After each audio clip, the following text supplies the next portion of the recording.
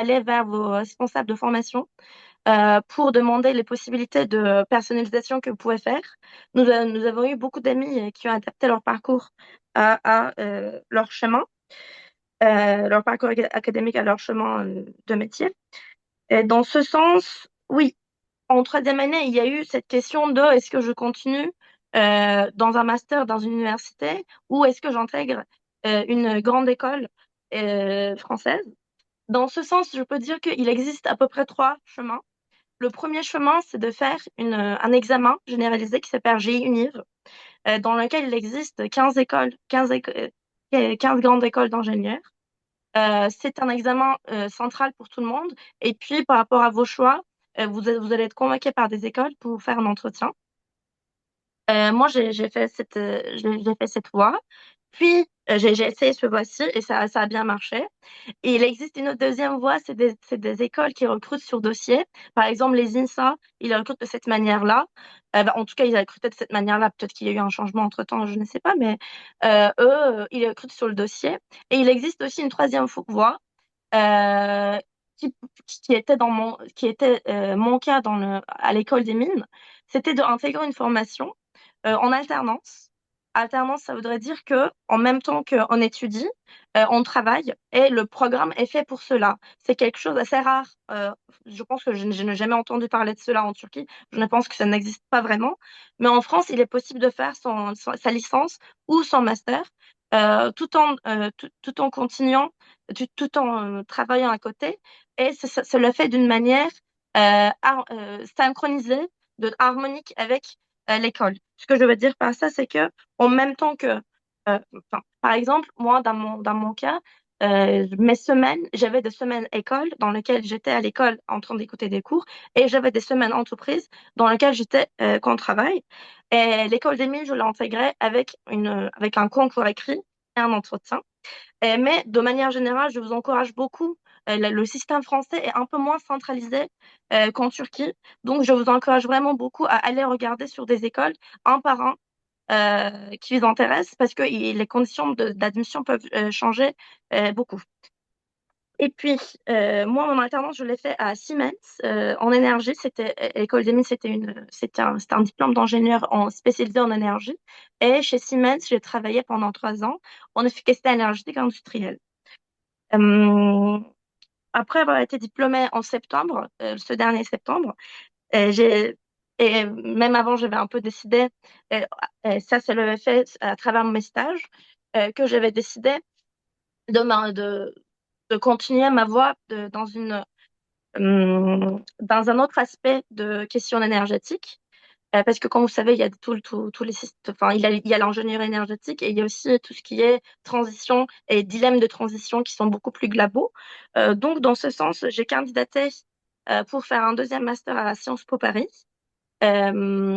C'était sur dossier plus un entretien et j'ai intégré, donc ça le fait maintenant en 6 mois.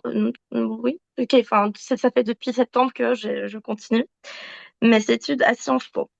Donc, ce que je peux de manière générale pour tout ce qui est conseils pour les études, ne, ne vous, n'hésitez pas à me contacter sur LinkedIn où vous me trouvez. Je suis ouverte à aider tout le monde. Mais moi, de manière générale, ce que je peux dire, qui peut peut-être, enfin, pas s'adresser à tout le monde, mais pas que aux scientifiques, ça sera du fait que vos études, enfin, en fait, les années que vous allez passer en France, ce ne sont pas que des années d'études, mais c'est aussi une expérience de vie. Probablement, vous allez faire ici au moins 4 5 années de votre vie. Donc, dans ce sens, je pense qu'il est très important de savoir que vous allez intégrer un mémoire collectif différent de ce que nous avons su, ce que nous avons eu en Turquie.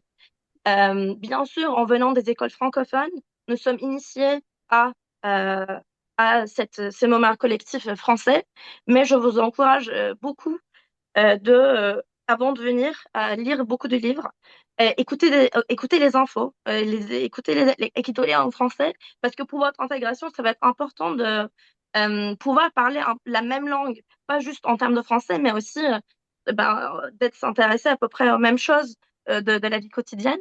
Donc, dans ce sens, je vous encourage beaucoup à un peu enrichir ce bagage culturel avant de venir ici. Et une fois que vous êtes là, vous allez voir, surtout à Paris, les offres culturelles, c'est très riche. Si vous aimez aller au théâtre, au cinéma, au musée, c'est une chance incroyable de le faire ici. Et il y a toujours il y a toujours des réductions, il y a toujours des privilèges qui sont accordés aux jeunes et aux étudiants. Donc, dans ce sens, euh, Paris étudier en France, c'est une très belle opportunité. Euh, oui, donc je pense que j'ai à peu près tout dit. Et pendant la session de questions-réponses, je serai là et on peut parler plus en détail. Merci à tous. Cher Célène, merci beaucoup. Merci d'avoir partagé ton parcours. Encore félicitations pour tout ce que tu as fait et félicitations encore pour tout ce qu'il y a à venir. Euh, Nous allons passer maintenant à Berk. Berk Herseux est un ancien élève de Pierre Loti, qu'il a fini en 2022 avec la mention très bien, où il s'occupait notamment de la il était président de la section des échecs. Et après, Balk a fait deux universités de droit. Il a fait à la fois Paris 1, Panthéon-Sorbonne, et il a fait également Panthéon-Assas. Et pour ceux qui s'intéressent au droit, on a généralement le choix de se dire, est-ce que je fais Paris 1, Paris 2? Et bien là, avec Balk, vous avez quelqu'un qui a fait les deux. Cher Balk, la parole est à toi. Merci Marc pour cette introduction très chaleureuse et ainsi que pour cette invitation. Bonjour à toutes et à tous. J'espère que vous passez un très bon dimanche et j'espère également que mon témoignage vous servira d'exemple. Comme cela a été déjà précisé, j'ai fait, j'ai intégré le lycée français Pierre Loti d'Istanbul dès l'âge de 4 ans, donc assez tôt. Et par la suite, j'ai toujours eu la volonté d'aller étudier en France. C'était un choix qui s'inscrivait dans le prolongement de mon parcours, donc c'était un choix très naturel pour moi. Et je pense que c'est également le cas pour beaucoup d'entre vous, ou pour certains d'entre vous. Et là-dessus, je vous encourage à faire ce choix, je vous incite à le faire, puisque, comme Célène l'a expliqué, comme Adam l'a expliqué, euh, c'est un choix qui est très important. Il y a des défis à relever, notamment l'adaptation, mais ce n'est pas impossible. Je pense que tous les trois, on est très heureux finalement de ce choix qu'on a fait. Alors, j'ai candidaté à plusieurs formations sur la plateforme Parcoursup et j'ai finalement accepté euh, l'université Paris 1 Panthéon-Sorbonne, une double licence en droit et histoire. Donc, une double licence, c'est deux licences en même temps. À la fin de vos études, vous recevez deux diplômes d'État, un diplôme, une licence de droit et une licence d'histoire. Donc ce n'est pas à confondre avec les bilicences parce que parfois vous avez une formation qui est spécialisée en droit, mais en plus de ça, vous recevez des cours d'histoire. Alors c'était 3 années très passionnantes, de pur bonheur. J'en garde un excellent souvenir. J'ai toujours aimé l'histoire, j'ai toujours aimé le droit. Et je pense que c'est toujours très intéressant d'étudier à l'université de manière scientifique, entre guillemets, même si c'est un peu tôt pour parler de cela, ces deux disciplines, l'histoire et le droit, qui sont deux disciplines indispensables pour l'étude, pour la compréhension de notre société.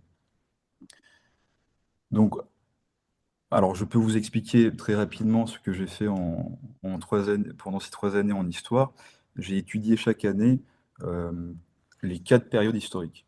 Donc l'Antiquité, le Moyen Âge, l'époque moderne et l'époque contemporaine. Et chaque année, on avait des centres d'intérêt, des focalisations assez différentes. Et je pense que c'est un détail qui est intéressant. Quand vous faites une licence d'histoire, vous ne faites pas une licence de l'histoire de la France. Ce n'est pas l'intérêt, ce n'est pas le but. On n'est plus au collège, on n'est plus au lycée. Vous avez une approche assez globale. Certes, vous vous basez sur l'historiographie française ou européenne, mais la Sorbonne, qui est une institution très, très historique, très, très réputée, elle est connue pour euh, sa méthodologie rigoureuse, scientifique. Donc là-dessus, vous avez une approche assez euh, globalisante et pluridisciplinaire. Je peux dire la même chose pour le droit, euh, et c'est une des raisons pour lesquelles j'ai décidé de faire un master de droit par la suite. C'est ce que je fais actuellement. Donc j'en garde un excellent souvenir. 3 années passionnantes, pardon, des enseignements de qualité avec des professeurs d'une très grande qualité, très réputés, euh, qui étaient aussi proches de leurs étudiants, parce que parfois on imagine les professeurs comme, permettez-moi l'expression, mais comme des robots, comme des automates qui sont intouchables, avec qui on ne peut jamais converser, mais ce n'est pas le cas.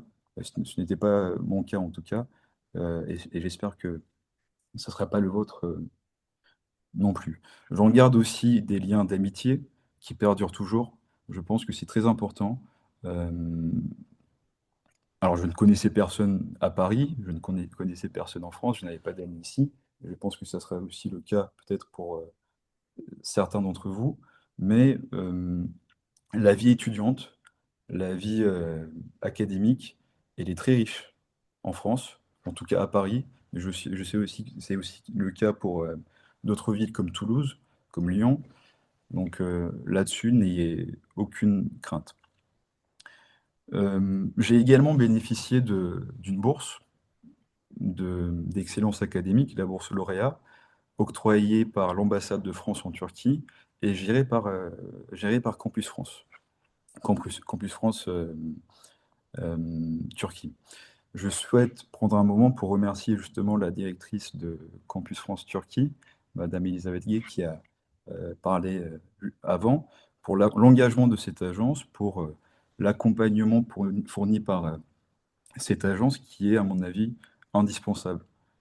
Donc j'ai bénéficié de beaucoup de choses, d'une exonération des frais de scolarité, d'une couverture sociale, d'un guide relatif aux démarches pour ce qui concerne les demandes de titre de séjour, de visa, etc., donc le côté administratif, mais aussi Campus France propose des activités culturelles, des sorties culturelles, historiques, des visites de musées, il y a même un réseau alumni. Donc c'était un accompagnement très, très important et en ce sens, moi je vous conseille d'aller visiter le site web de Campus France. Donc je fais un peu la promotion si vous me permettez, puisque j'ai bénéficié de cette bourse. Mais voilà, c'est pas la seule raison, bien évidemment. Le site web de Campus France là-dessus est très bien conçu. Vous avez beaucoup d'aides qui vous seront utiles. Euh, à la suite de mes 3 années de licence, j'ai décidé de, de garder le droit, puisque c'est une matière qui m'intéressait plus. Et je pense que ça sera plus utile pour moi, pour mon projet d'avenir. Ça correspondait plus à mon projet d'avenir, même si je reste vraiment intéressé, passionné, fasciné par l'histoire. Et en septembre 2025, j'ai intégré le master de droit public à l'université, pardon, euh, Paris-Panthéon-Assas. Donc Marc, il en a un peu parlé. Ces deux universités sont connues pour leur rivalité, même si à une époque, on l'appelait juste l'Université de Paris. C'était une même institution, une même famille. Et certains de mes amis, donc des Sorbonnards, m'ont déjà fait des réflexions là-dessus. Mais c'était bien évidemment des plaisanteries, des blagues. Il n'y a aucune animosité entre les deux facultés. C'est très professionnel. Euh, et ce que je fais maintenant, c'est vraiment du droit public pur et dur, du droit constitutionnel, du droit administratif, du droit public des affaires, euh, de la théorie du droit. Donc ça, peut-être que ça a l'air très euh, pointu, spécifique, mais en tout cas, ça m'intéresse énormément. Et ce qui est pas mal avec un master de droit, c'est que vous pouvez faire beaucoup de choses. Vous avez beaucoup de débouchés. Alors, vous pouvez vous devenir juriste, bien évidemment. Si vous voulez devenir avocat, vous passez les concours et vous devenez avocat. Si vous voulez devenir magistrat, juge, vous devenez juge, magistrat, procureur. Si vous voulez travailler dans la fonction publique, vous pouvez travailler au sein de l'administration. Et même au sein de l'administration, quand vous devenez fonctionnaire, il y a des mobilités qui sont très intéressantes. Il y a plusieurs possibilités. Vous pouvez changer de ministère, etc. Vous pouvez devenir professeur.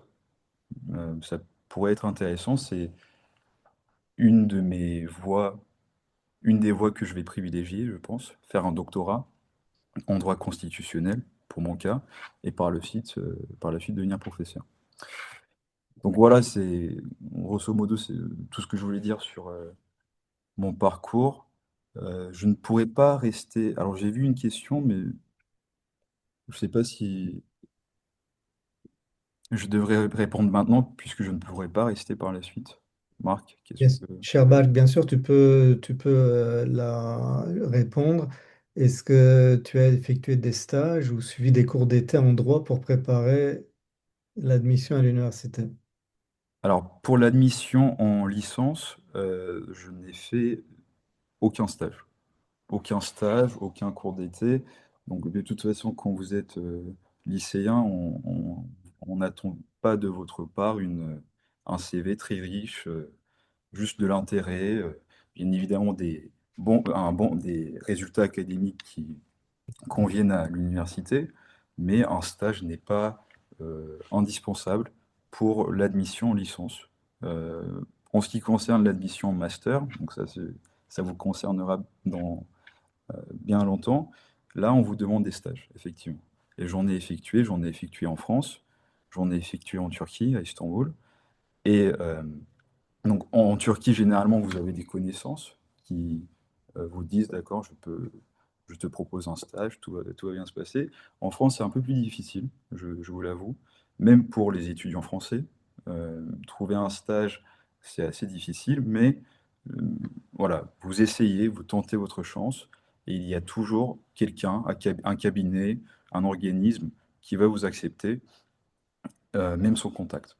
Donc voilà. Merci Merci. beaucoup. Merci beaucoup. Merci beaucoup, cher Bark, pour ce témoignage. Les stages, en effet, c'est quelque chose d'extrêmement important et avec ici, dans l'Union, nous avons un Union Business Club qui est dirigé par notre ami Sinan Özkök, qui est ici présent. Et on conseille vraiment à tous nos étudiants qui sont en France de faire des stages longs. Alors, pas pour l'admission, parce que voilà, pour l'admission, ce n'est vraiment pas très utile peut-être, même si c'est toujours utile un stage, mais c'est rare qu'un lycéen fasse des stages qui va lui faire, le faire admettre en université. Mais c'est surtout important pour trouver des emplois après. L'employeur, au bout de 3 ans, 4 ans, va regarder le diplôme de l'élève, la personnalité de l'élève, mais va surtout regarder les stages qu'a fait cet élève.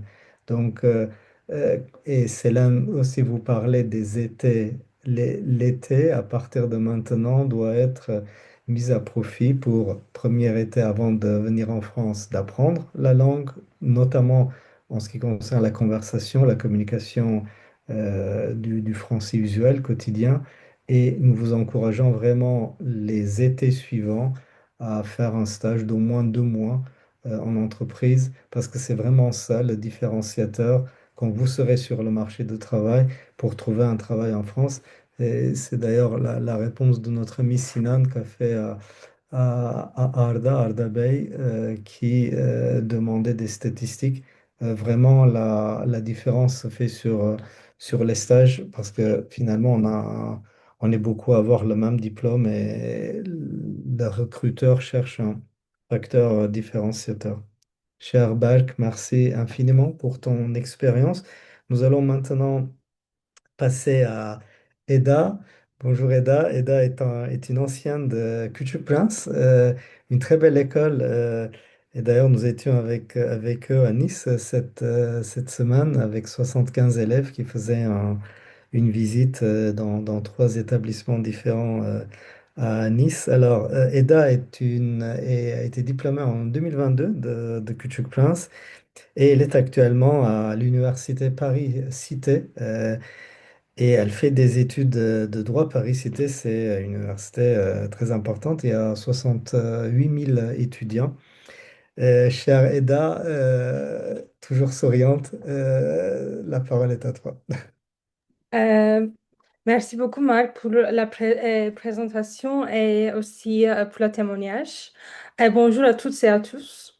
Je suis actuellement étudiant en droit à l'Université Paris-Cité. J'ai obtenu mon diplôme au lycée Sagef. J'ai étudié à l'école Petit Prince de la maternelle jusqu'à la fin du lycée. Grâce à cette formation, je suis familiarisée avec la langue et la culture française depuis mon plus jeune âge. Ainsi, je ne suis pas sentie étranger à cette culture en arrivant à l'université, et ce qui facilite trop mon adaptation. Pour commencer, le passage du lycée à l'université a été une étape très importante dans tout le monde, dans la vie de tout le monde. Au lycée, nous étions très encadrés. Les professeurs nous suivaient de près, les horaires étaient fixés, le travail était souvent organisé pour nous. En revanche, à l'université, tout est beaucoup plus autonome. Et oui, les profs, les chargés de TD nous aident beaucoup, mais c'est à nous de faire trop de choses. On a trop de choses à faire. On doit apprendre à gérer son temps, à organiser son travail et à être responsable de sa réussite aussi. Au début de cette transition n'a pas été facile pour moi. Je me suis parfois sentie perdue face à la quantité de travail au rythme des cours. Cependant, avec le temps, j'ai appris à m'adapter, à développer des méthodes de travail plus efficaces. En ce qui concerne mon choix d'études, j'ai décidé de faire le droit parce que c'est un domaine qui me passionne trop depuis quand j'étais très très petite. Le droit ne m'a pas seulement apporté des connaissances académiques, mais il m'a aussi appris à réfléchir, à remettre en question et à analyser les situations sous différents angles. J'ai compris qu'une situation qui n'a pas toujours une seule réponse, mais qu'elle peut être interprétée de différentes manières. Cette formation m'a également appris à être plus attentive aux détails, parce que les détails sont vraiment très importants au droit, à faire de preuves de patience et à éviter de prendre des décisions trop rapides. Ce sont des compétences essentielles non seulement pour les études de droit, mais aussi pour toutes les études et pour la vie quotidienne, par exemple. Par ailleurs, je pense avoir beaucoup progressé dans ma capacité à m'exprimer. Aujourd'hui, je peux présenter mes idées de manière plus claire, plus structurée et de les défendre lorsque c'est nécessaire. Le droit m'a vraiment permis de développer cette compétence. En outre, cette formation m'a appris à être plus disciplinée, à prendre des responsabilités, à persévérer face aux difficultés. Ce sont des qualités que j'ai acquises progressivement grâce à mon parcours universitaire. À l'université, à notre université et à les autres facultés de droit dans l'autre ville en France, il y a des cours magistraux qu'on dit SEM et les travaux dirigés, ce sont des TD, d'1h30 à 2 heures, ça dépend. Et les travaux dirigés sont particulièrement importants car ils nous permettent d'appliquer nos connaissances à travers des exercices pratiques comme les commentaires d'arrêt ou des dissertations. D'ailleurs, avant même de commencer à l'université, j'essaye de me préparer un peu en avance. Pendant l'été, j'ai fait de recherches sur Internet concernant la méthodologie des exercices juridiques, comme le commentaire d'arrêt ou la dissertation. J'ai également essayé de me renseigner sur le fonctionnement des cours. Cela m'aide beaucoup au début de l'année. de mieux comprendre ce que moi attendait de nous et de m'adapter plus rapidement au rythme universitaire. Les stages jouent également un rôle très, très important. J'ai fait 2 stages avant l'université pour mieux comprendre le système de droit. Et aussi, j'ai fait plusieurs stages dans l'université pendant le cours d'été. Je pense que c'est vraiment très important parce que ça m'a permis de mieux comprendre la réalité du métier. En parlant de mon avenir, mon objectif est de devenir avocate. C'est un métier exigeant qui demande de la rigueur, de la motivation et un bon esprit d'analyse, mais aussi un métier qui me correspond et qui me motive énormément dès le début de mon étude. Euh, Enfin, je souhaite avoir une vie équilibrée entre ma carrière professionnelle et ma vie personnelle, car je pense que les deux sont essentiels pour nous épanouir. Pour conclure, cette expérience universitaire est très enrichissante. Elle m'a permis de grandir, de devenir plus autonome et de mieux définir mes objectifs. Je vous remercie pour votre attention et je suis ouverte à toutes vos questions et n'hésitez pas à me contacter sur LinkedIn. Merci beaucoup. Cher Eda, merci beaucoup et nous te souhaitons tout le succès que tu mérites dans ton chemin vers le métier d'avocat. Et vous voyez, chers tous, comme Eda parle parfaitement le français, et en préparant cette visioconférence, nous parlions énormément justement du perfectionnement de la langue française pour un étranger qui vient en France faire des études de droit. Sachant que même pour un étudiant français, les études de droit en français, ce n'est pas évident. Il y a énormément de jargon juridique.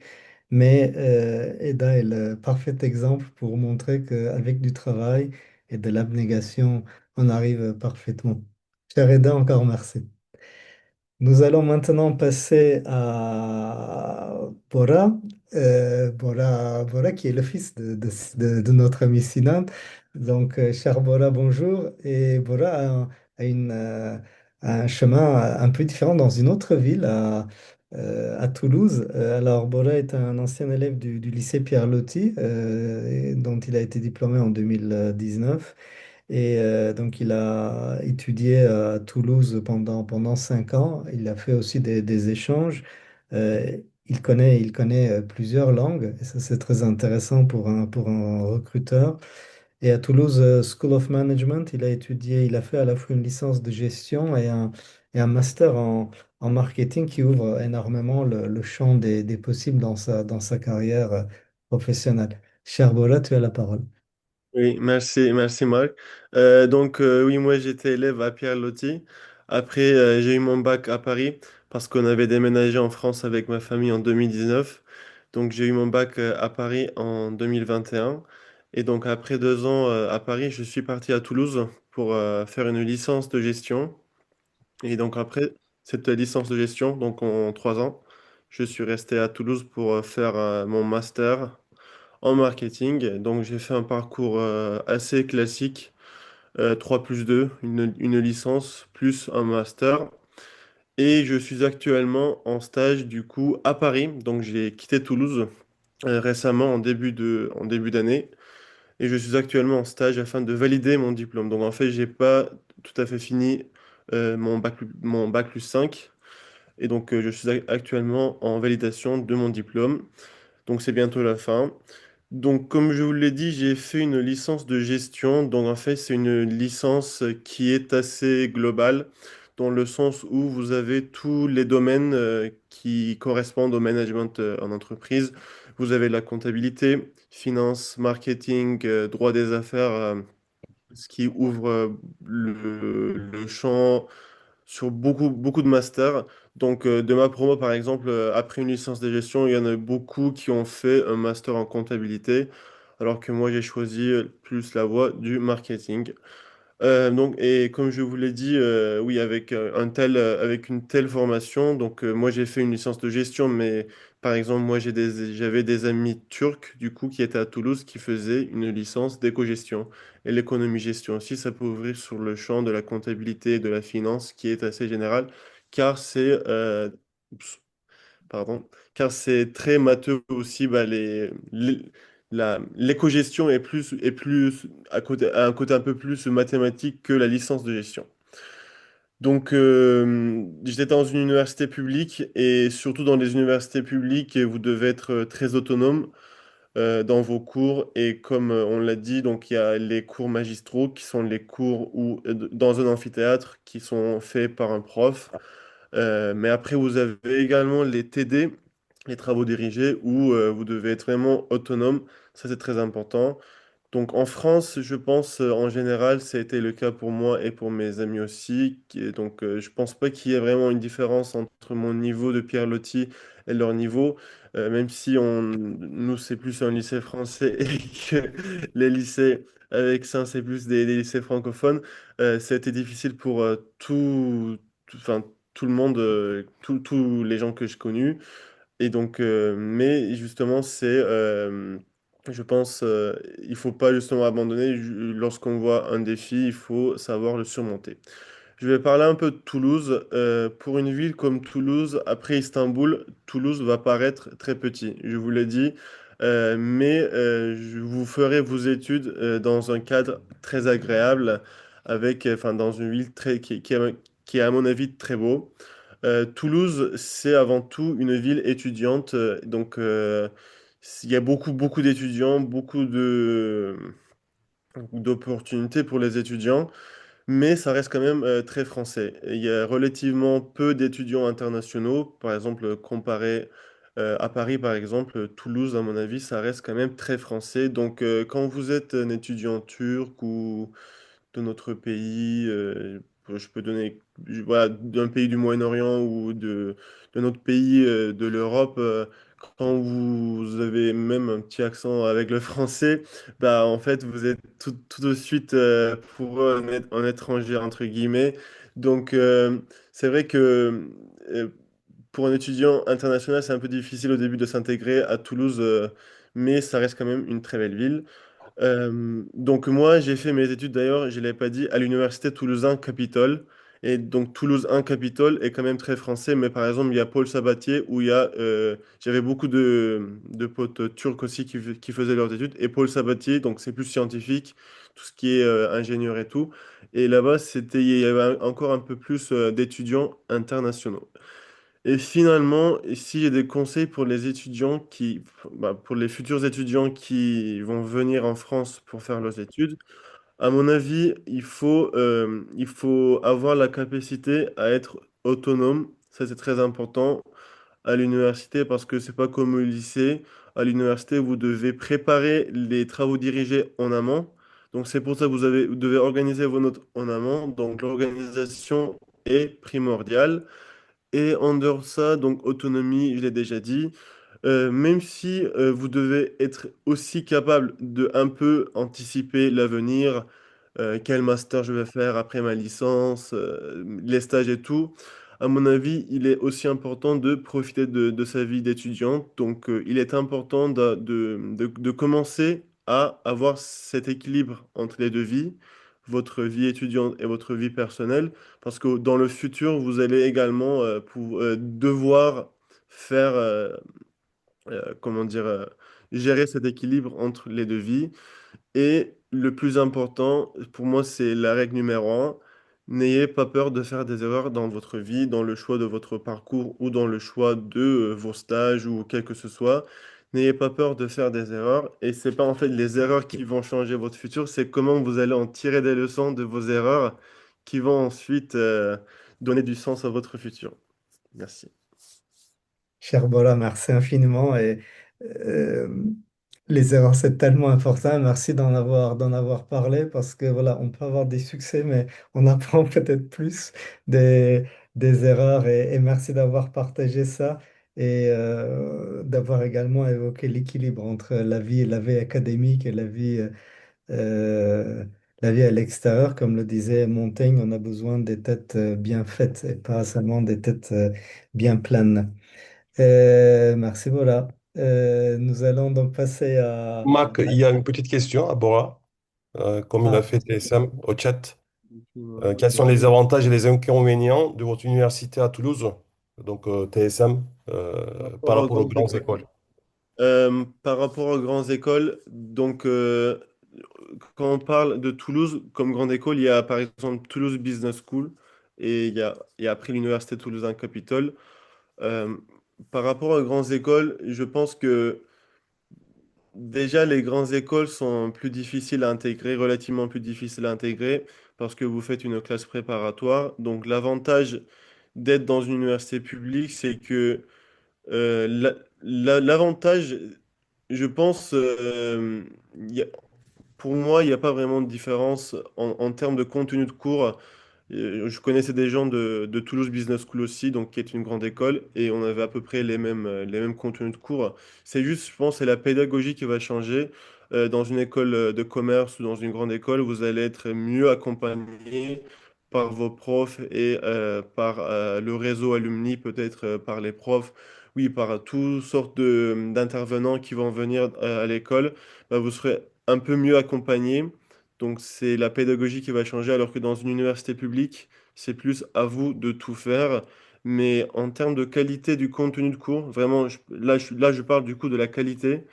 Je pense pas qu'il y ait énormément de différence parce qu'au final, c'est vraiment les qualités de l'élève qui vont le mettre en avant. Donc, vous pouvez être un très bon élève en université publique et vous pouvez même intégrer en master une école de commerce, ce qui est plutôt aussi un parcours très intéressant en France, hein, que de faire une licence dans une université publique et d'intégrer une école de commerce. Et puis voilà, je ne sais pas si c'est la réponse à votre question. Par exemple, en termes d'inconvénients dans une université publique, l'inconvénient, c'est que les classes, enfin, vous êtes très nombreux dans une promo. Il peut y avoir 300, 400 personnes en début de licence. C'est encore plus, par exemple, en gestion, c'était à peu près 300, 400. En droit, c'était, enfin, oui, mais mes potes, ils disaient qu'ils avaient genre 1000 personnes en... Bon, après, c'est pour le droit. Mais dans une école de commerce ou dans une grande école, même s'il y a beaucoup de personnes, vous serez mieux accompagné. Je sais pas si Merci, j'ai... cher. Merci beaucoup. Je voudrais saluer aussi la présence de Monsieur Sébastien Bazin, directeur du lycée Saint-Benoît, et qui dira, je pense, quelques mots après les témoignages. Euh, on peut passer donc à Effet Chandil, qui lui également un parcours très intéressant, puisque après avoir terminé le lycée Saint-Joseph d'Izmir en 2017, il a fait des études à la fois à Grenoble, à Bordeaux et à Saclay. Donc il est plutôt dans l'ingénierie électrique et à Paris-Saclay, il a fait l'aéronautique et les systèmes autonomes. Donc tout cela, c'est très pointu et déjà félicitations pour ton parcours et la parole est à toi. Merci. Bah, merci Marc. Oui, donc je vais d'abord commencer à me présenter de ce que je fais actuellement. Je travaille dans une entreprise qui développe des véhicules autonomes. Je travaille en tant qu'ingénieur recherche et développement sur des sujets de la robotique. Je travaille depuis l'année 2024 et, euh, et ça se passe bien jusqu'au Et donc, pour vous expliquer mes expériences, mes formations qui m'ont permis de trouver mon travail actuel, je dois aller à l'année à 2017 à Grenoble, où j'ai commencé mes études en France. Euh, Déjà, je peux parler de la vie sociale à Grenoble. Pour moi, c'était une très belle expérience. Euh, C'était une très belle expérience de la vie étudiante. En général, j'ai l'impression, je sais pas si c'est comme ça actuellement, mais à mon époque, Grenoble, c'était pas une ville très populaire entre les étudiants turcs dans les lycées français. Parce que c'est une ville très petite. En général, il y a pas beaucoup de gens qui préfèrent Grenoble comme leur première ville d'études. Et donc, les autres aussi, ils choisissent pas cette ville. Mais moi, je vous recommande fortement de faire plus de recherches sur Grenoble parce que ça peut devenir une très belle expérience. La raison, c'est que même si Grenoble est étant une ville très petite, c'est une très belle ville d'étudiantes. Euh, et en plus, il y a beaucoup d'étudiants étrangers aussi qui partent à Grenoble pour suivre leurs études. Et bah, ce que je peux te dire aussi sur Grenoble, c'est que comme je connaissais pas quelqu'un à Grenoble avant de partir, je pense que le dernier étudiant avant moi qui est parti à Grenoble, il est parti dans l'année 2014, donc 3 ans avant moi. Je connaissais même personne en fait avant de partir. Mais j'ai pu transformer ce défi en avantage en fait, ce qui m'a permis du coup de faire des connaissances avec les étudiants étrangers. Parce qu'en fait, à un moment, vous restez un peu tout seul. 3 mois, 4 mois, vous passez un peu tout seul et maintenant, vous commencez à vous dire non, je dois faire des connaissances. Maintenant, je dois développer mes compétences dans les différentes langues. Et du coup, ça m'a permis de développer mes compétences en français en premier. Bah, honnêtement, je peux dire que moi, je n'étais pas un très bon élève au lycée et j'avais pas un très bon niveau de français quand je suis venu en France. Ce que je peux dire aussi, c'est que je comprenais pas très bien les cours au début parce qu'il me manquait des compétences en français.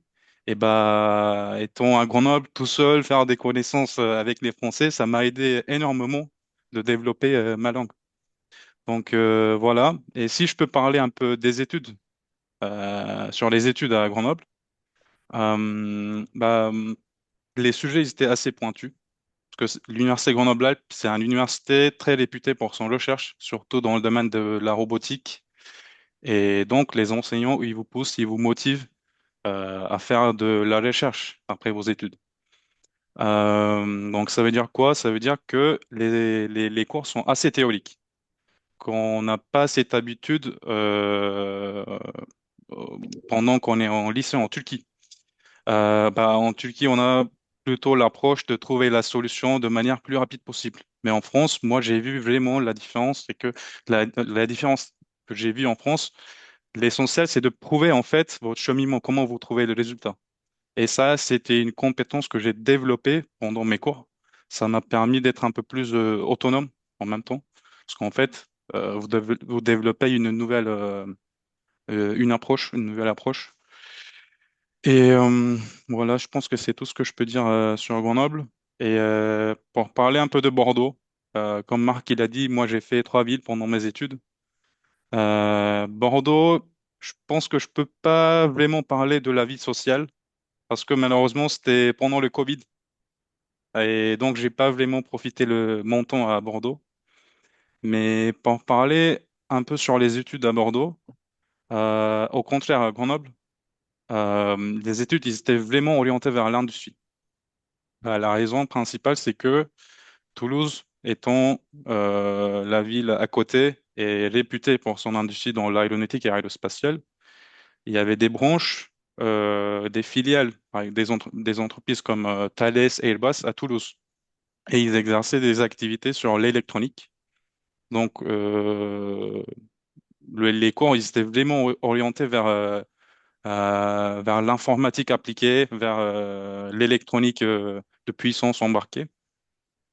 Et, euh, et puis, à la fin de ma licence à Bordeaux, j'ai fait un stage fin d'études dans le laboratoire de l'université, ce qui m'a montré le milieu de la recherche, en fait. Moi, je pensais jamais d'être un étudiant qui pourrait être intéressé par la recherche. Je pensais jamais à faire une thèse après mes études. Mais ça m'a permis de découvrir en fait le milieu de la recherche. Et c'est pour ça j'ai commencé à chercher des masters de recherche. Et du coup, l'étape suivante, en 2021, je suis venu à Paris, où je suis actuellement, et j'ai fait un master de recherche en anglais. Le nom de master complet, c'est Smart Aerospace Systems. C'était un master assez théorique qui vous prépare à la thèse après le master. Et du coup, après mes études, j'ai postulé à une thèse et j'ai été accepté par un sujet à Toulouse et c'était une thèse CIFRE.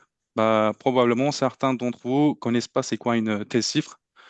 Bah, thèse CIFRE, c'est vraiment je peux dire c'est la combinaison de l'industrie et le milieu de la recherche. Vous travaillez en tant qu'ingénieur dans une entreprise, mais à côté, vous suivez vos recherches. Et à ma connaissance, en fait, cette opportunité existe uniquement en France, en Europe. Donc, c'est un très grand avantage. Vous pouvez chercher dès maintenant, peut-être c'est un peu tôt, vous allez vous intégrer dans les licences, mais il faut toujours garder dans la tête de ce que vous voulez faire en futur. Et du coup, même si j'ai été accepté, malheureusement, j'ai eu quelques difficultés sur ma carte de séjour. Et, euh, et le labo, il avait besoin de quelqu'un qui devrait commencer le plus tôt possible. Et du coup, ça m'a causé à chercher d'autres opportunités euh, disponibles. Et c'est pour ça que j'ai commencé à chercher un stage et heureusement, heureusement que j'ai trouvé un stage assez tôt, après le problème que j'ai eu sur la thèse. Ben, j'ai trouvé mon stage chez Valeo, qui est une grande boîte, qui est une grande entreprise de technologie véhicule, je peux dire, sur l'automobile. Et pendant ce stage, j'ai pu découvrir un autre domaine de la robotique qui a complètement changé mon perspective, qui m'a appris beaucoup de choses et qui m'a permis aussi de trouver mon travail actuel. Euh, je pense que voilà, je pense que c'est tout ce que je peux dire. Et je peux aussi essayer de répondre vos questions si vous aurez à la fin. Cher Effet, merci infiniment de ce partage d'expérience très, très sincère, très, très vivant entre Grenoble, Bordeaux, Saclay et ce que tu fais actuellement. Voilà, au travers les difficultés, il y a un chemin qui se fraye et qui t'amène là où tu es aujourd'hui. Et encore félicitations pour ton parcours. Pour ton parcours. Nous arrivons au dernier témoignage, celle de notre cher Yeuz. Alors, Yeuz Yeshilda est un ancien élève de Saint-Joseph d'Izmir. Il a également fait trois villes, Strasbourg en droit, Toulouse en droit et en relations internationales. Et il a été accepté, donc apothéose, dans un master très prisé, français, dans sans doute l'une des meilleures universités publiques de France, Paris-Dauphine, en, en droit public et droit du lobbying, mais il vous en dira plus. Euh, Charrieuse, après ce parcours académique brillant, est actuellement en poste également. Et donc, il a un CDI, donc un contrat à durée indéterminée dans une banque française. Et ça veut dire donc qu'il est vraiment maintenant bien ancré en France. Pour tout vous dire, et je dois dire un petit mot privé, Yos, c'est comme un petit frère pour moi. Il est secrétaire général de l'Union également. Et si aujourd'hui on fait cette visioconférence, cela tient beaucoup à sa présence. Cher Yas, tu as la parole. Merci beaucoup, Marc, pour cette belle introduction. Mais avant tout, je pense que nous devrions te remercier également d'avoir fondé l'Union depuis 37 ans. Oui, c'est 37 ans cette année. Bah, l'Union fait la force et nous en témoignons, je pense, aujourd'hui. Comme tu as dit, je suis diplômé de Saint-Joseph Izmir. Je suis diplômé en 2016. Après avoir terminé mes études, j'ai souhaité d'étudier en droit à Strasbourg, à l'université de Strasbourg. Et puis, j'ai fini ma licence à Toulouse en Capitole. C'était une licence droit et sciences politiques qui m'a permis d'intégrer après un master en relations internationales, politique de sécurité et de défense. Mais j'ai eu une opportunité au sein de l'université Paris-Dauphine PSL pour mon master 2, pour mon deuxième année de master en droit, droit des affaires publiques et des plaidoyers. C'est un master qui est très pratique, que je vous en parlerai tout à l'heure. Mais avant tout, si on revient en 2016, et pourquoi j'ai pris la décision de venir en France pour faire des études en droit alors que tout le monde me conseillait de rester en Turquie en licence et après partir en France. Pour moi, il y avait une raison simple parce que la France est un pays international. Ça veut dire que partir à Strasbourg pour étudier en droit, ça me permet d'intégrer dans un environnement international parce que à Strasbourg, il y a Conseil de l'Europe, il y a le Parlement européen et l'Université de Strasbourg de base, c'est une université internationale.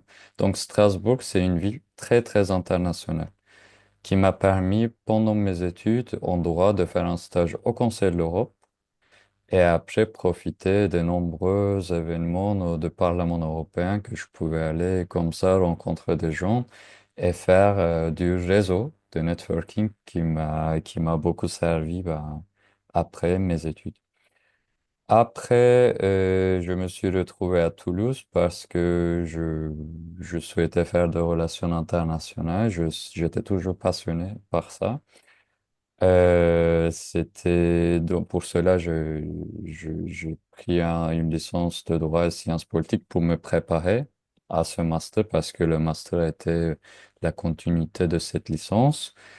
Mais jusque-là, j'ai fait des parcours académiques très théoriques et ça veut dire que avoir une vie universitaire commençait, hein, très pratique avec des examens, avec des galops d'essai, avec des commentaires de texte, des dissertations.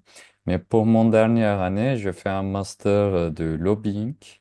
On appelle ça en cours, c'est du lobbying, où j'étais en alternance. C'est une option académique à la fois qui vous permet de travailler dans une entreprise ou dans une institution publique ou privée et faire vos études.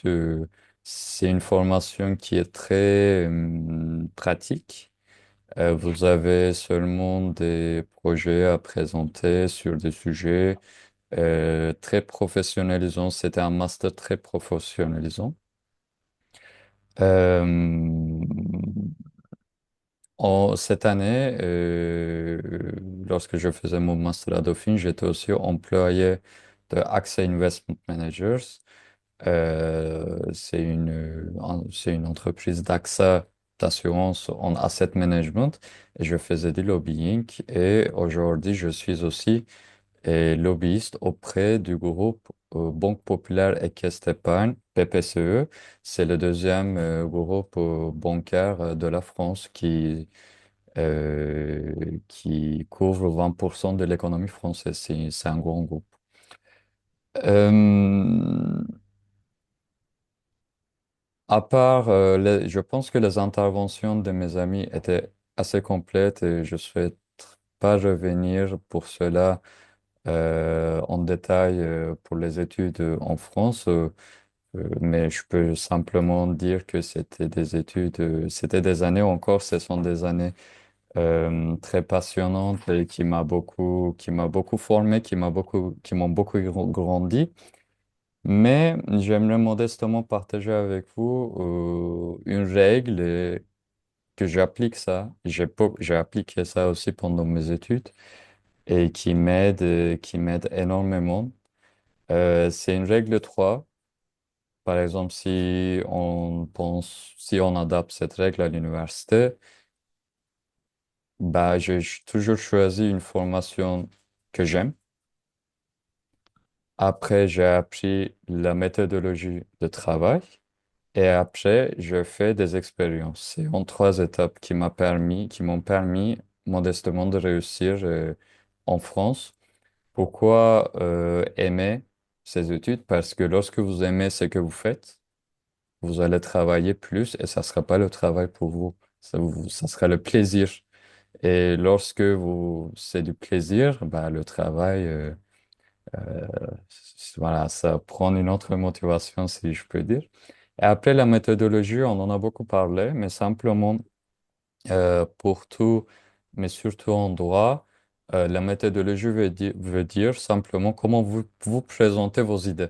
sur un papier. En fait, lorsque vous faites un examen, vous considérez une personne qui ne connaît pas du tout le sujet. Ça peut être, je sais pas, votre grand-mère par exemple.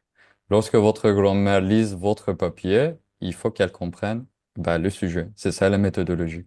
C'est pour ça, c'est très important chaque fois euh, avant d'arriver en France, je pense que prendre son été et travailler là-dessus parce que, comme mes amis ont indiqué, nous avons un système d'éducation en Turquie plus pratique autour de QCM, autour de tests, autour de ECC. Et on ne prend pas ce temps vraiment de faire une analyse critique ou bien on ne décortique pas vraiment le sujet malheureusement. Et faire des expériences, enfin, faire des stages, parce que lorsque vous faites des stages en lien avec vos études, avec votre profil, après, déjà, vous vous adaptez mieux au milieu de votre environnement professionnel et ça vous permet demain, lorsque vous allez rencontrer un recruteur, pour vous vendre, parce que pour avoir un travail, malheureusement, il faut savoir se présenter. Et vous avez déjà des connaissances de base, ce qui est très important pour le premier travail.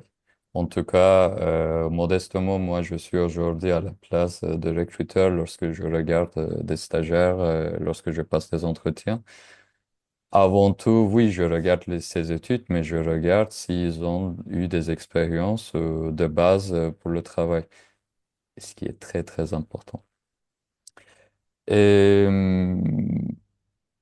oui, je pense que c'est tout ce que je souhaiterais dire. Après, si vous souhaitez me poser des questions, je suis joignable. Je suis là, mais je suis joignable aussi par LinkedIn. N'hésitez pas à me contacter. Merci beaucoup.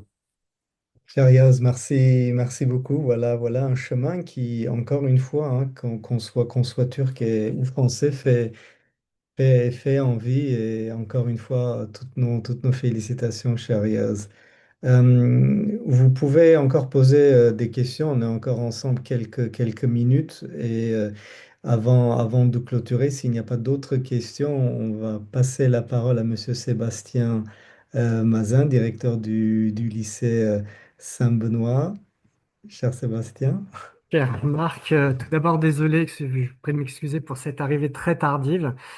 Merci pour l'organisation de cette visio à l'Union, toute l'équipe et puis au très beau témoignage des diplômés de nos écoles. Euh, Moi, si je peux donner un conseil à nos élèves qui sont encore dans les lycées, c'est préparez-vous à l'expatriation parce que étudier à l'étranger, c'est pas un choix par défaut, c'est un projet. Euh, dans les écoles, on essaye de vous préparer, on vous donne les clés et il faut que vous ayez confiance quand vous partez en France. Je dis à nos élèves, vous avez suivi une formation solide, exigeante. Vous passez 4 examens par an. Vous êtes tout le temps soumis à l'évaluation. Donc, vous avez plein d'atouts, des forces qui vont vous servir quand vous arriverez en France ou quel que soit le pays d'ailleurs. Donc voilà, ayez confiance en vous, mais travaillez parce que tout ce que vous ne faites pas quand vous êtes au lycée, il faudra le rattraper d'une façon ou d'une autre. Je pense au niveau de français, par exemple. Ne pensez pas que l'année de terminale, de 12e est une année de vacances, puisque quand vous arriverez en France, vous serez dans des cursus avec des élèves qui viennent de passer le baccalauréat, donc eux sortent d'une année intensive. Mais moi, des retours qu'on a quand on voit nos élèves, ils disent que c'est difficile, qu'il faut travailler, qu'il y a effectivement de la méthodologie un peu différente, mais tous les élèves qui travaillent finissent par réussir. Ils peuvent se réorienter, hein. On a vu dans les témoignages, il y a des parcours où c'est vrai que la France permet aussi de se réorienter en cours de route si on a fait un choix qui ne convient pas. Donc voilà, ayez confiance en vous et voilà, appuyez-vous sur ces beaux témoignages que vous avez. Vous allez réussir. Vous allez réussir.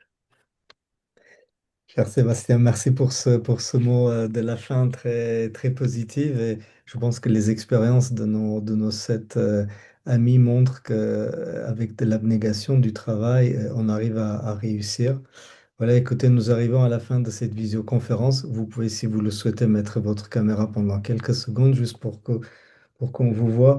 Nos remerciements vont à nos sept amis, Ardam, Selan, Bark, Eda, Bora, Efe et Yağız.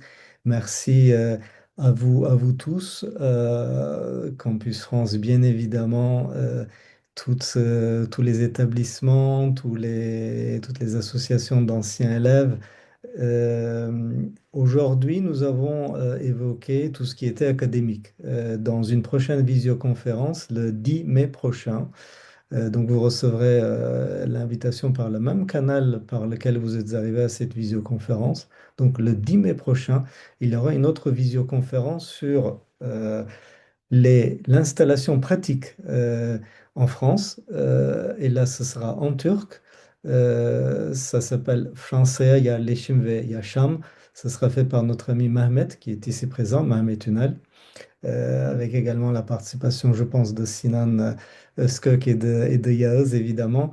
Et là, nous essaierons de vous donner les clés une fois que vous avez eu votre acceptation en France, comment, eh bien, on trouve un logement, comment on trouve un garant, ou comment on essaye de voilà, d'arranger cette question de garanteur qui est vraiment assez centrale. Les aides, comment brancher l'électricité, l'assurance, les médecins, et on vous parlera un peu plus en détail de l'union également. Voilà, écoutez, ça a fait un peu plus d'une heure 45 ou presque. Encore merci, merci pour toute votre attention. Vous savez que nous restons à votre disposition, même si vous n'avez pas eu le temps de poser vos questions maintenant. Nous sommes joignables via LinkedIn, via le site internet de l'Union. Et encore une fois, à vous tous, chers élèves, tous nos vœux de réussite dans ce que vous avez, dans ce que vous allez choisir, dans le chemin que vous allez entreprendre, que nous souhaitons que vous allez aimer. Et voilà, là, ce qu'on peut vous dire ici, c'est que la France est un formidable débouché.